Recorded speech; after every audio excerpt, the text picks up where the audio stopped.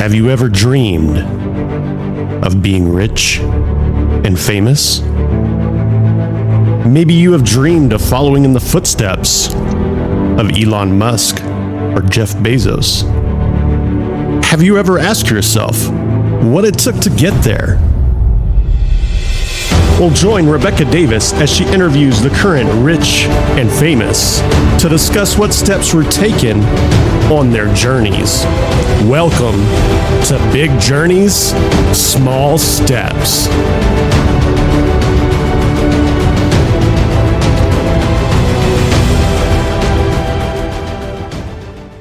Good morning, everybody. This is Big Journey, Small Steps. And today I have some very, very, very special guests coming in all the way from Dubai.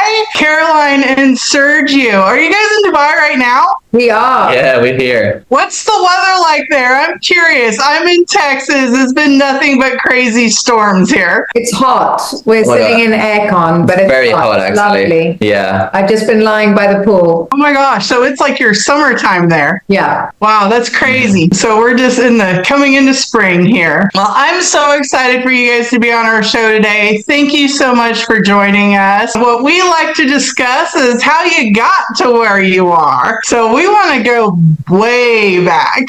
I was doing some reading, and Caroline, I noticed you started in the gift business. Can you take us back to that? How did you get involved in that, and where did it go from there? Well, I was a stylist before, where I started shopping for very, very high net worth individuals, just because they were cash rich and time poor, I guess, and they always liked what I was wearing. So I started styling for them, and it really led so organically because I built this database of very important clients over the years, and that trusted me with everything. And then I would get home, be going to a dinner party, never had a gift, never had the gifts for the house, and I was like, I don't have any time, because it was the end of the day. And then I was like, God, there was the days that Net-a-Porter started, and I was like, wouldn't it be great if I could just order online gifts, have it wrapped, and sent it straight to my friend's house? And that's really how it came about. And then, I raised a lot of money for it, and it grew and grew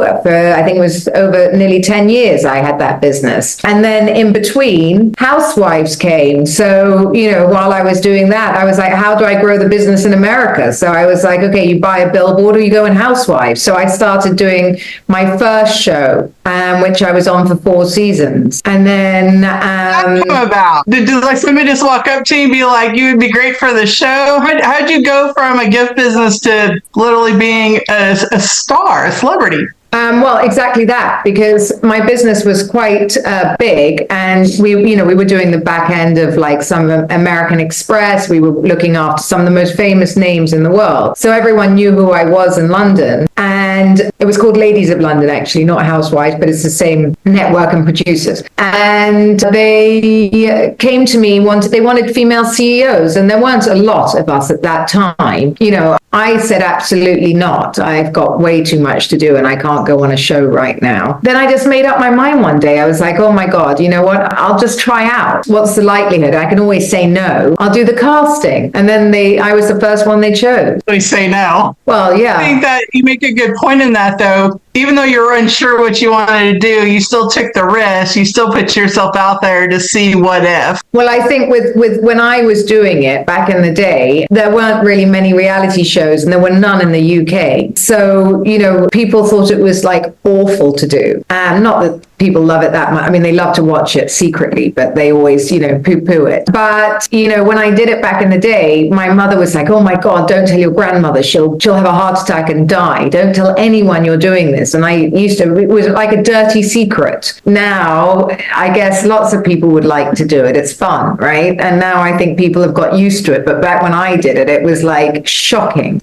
Now, Sergio, as you started your career in football, Americans like to call it soccer, but it's technically football. Yeah. How'd you, take us back, because that probably started when you're an itty bitty kid, right? How'd you know you had this love for it? And then how did you balance, being a kid, growing up, getting trained to actually go on to be a professional football player? Walk us through that. Yeah, so basically, I started playing soccer when I was like literally a baby. Like I was with a soccer ball always since I I was like 1 year old. It was all around the house playing with the ball and everything. It was just literally my best friend. I was just ball. And then I think at the age of 12, my dad was about to send me to San Francisco because he was gonna move there for the company, and we're gonna move the whole family literally San Francisco to study and live there. And then literally Real Madrid, Nike came first, and then Real Madrid, and then kind of our life kind of plan changed completely because we said, oh my god, it was not in my plan to dedicate my life to soccer, but I mean, it's Real Madrid, why, I'm gonna try. And then I tried for a whole year with just under a basic contract, and then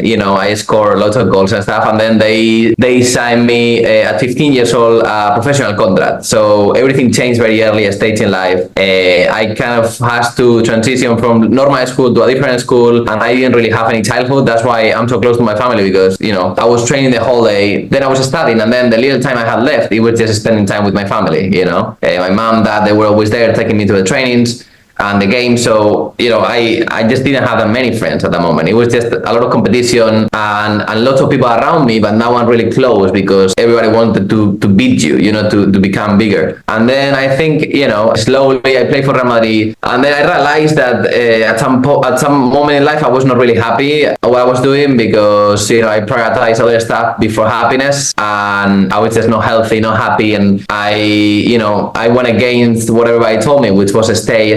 And then I switched completely, moved to the US. I mean, lived a little bit in Europe in different places, playing soccer and using the name I got from Real Madrid. And then I moved to the US and tried soccer again. But I got a good feeling that it was not my path anymore. So I changed completely careers, got my master's, and switched into business. And honestly, it was the best decision I ever took, because I managed to use all the connections I have from soccer to kind of, transition into business. I think that the main kind of if I can give any advice, is just don't be afraid of taking any decisions, because even though I thought it was the worst decision that happened to me, because it was quitting my dream, it was the best in a long term, because it opened me so many doors, and, it allowed me to be who I am today. Now, are you still involved somehow? I think I saw that you're coaching. Is that correct? No, I'm not coaching.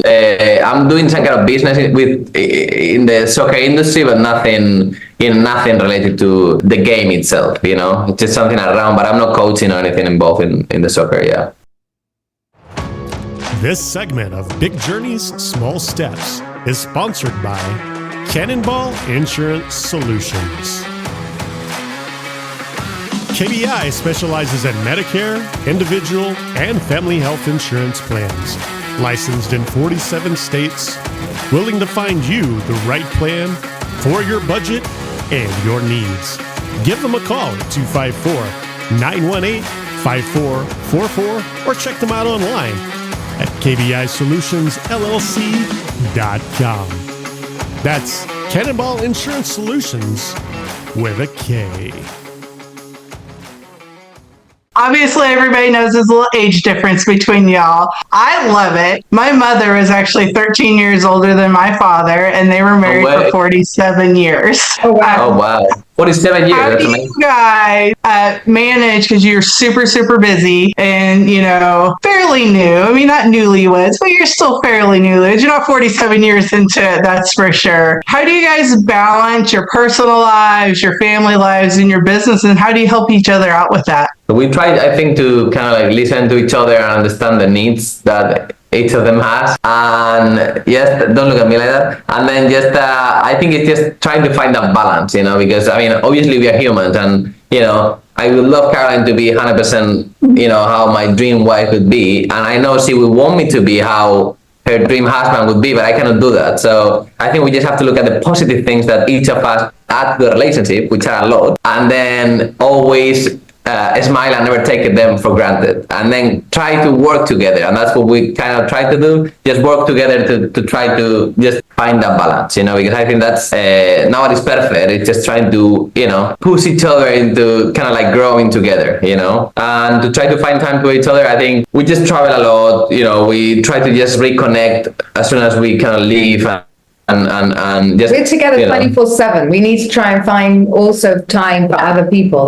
We have the opposite problem. kind of. Caroline, I remember the exact moment I fell in love with my husband. I'm sure you remember yours as Sergio. Can you share a piece of that with us? Yeah, I would like to ask her that actually. Do you remember the exact moment you fell in love with your husband? I'm the goldfish, so I don't know. I think What was it? I need to know. Actually, that's a question I don't know, so please. I knew straight away, like I thought it was hot. Not hot. Fell in love. I know. I've got to remember. Oh, I can barely remember my own name. Okay. I don't know when it happened. Excuses. Probably on one of our trips. And I That's just knew so I didn't want long to go in the relationship go home. already. Oh my God. Okay. I'm a slow burn. What can I say? He was 20 years younger. I could hardly go. I worked out last night when I got married the first time round. He was 6. Oh God. Okay, this is great. I'm dining out on We this. didn't ask that. We asked when did you fall in love? I can't remember when you moved here. Maybe. When I moved here already, like Before. oh, I don't even all right. remember. When did you? in the first 2 months. The first day I saw her, I was like, wow, look at her. Like she's looking all this pretty with this like pink dress, like long one, amazing. And then we literally. It's different. He was a young boy. Like young boys' hormones go crazy straight away. I had to be more practical. So you didn't feel it in the beginning? No, I felt it, but I don't know whether it was lust or love. Oh my God. I'm done. We're getting divorced after this podcast, so thanks. Well, I know your guys' schedule is super busy, so I won't keep you. I super appreciate your time with me today, and everybody on Big Journey, Small Steps are just going to love y'all. Thank you so much, and have an amazing rest of your day, and I look forward to all your new adventures. Have a good day. Bye-bye, Rebecca. Thank you for being a part of Big Journeys, Small Steps. If you like our content, you can find us on YouTube, Spotify, and Facebook. Be sure to share, subscribe, and like so we can continue to create quality content. Until next time.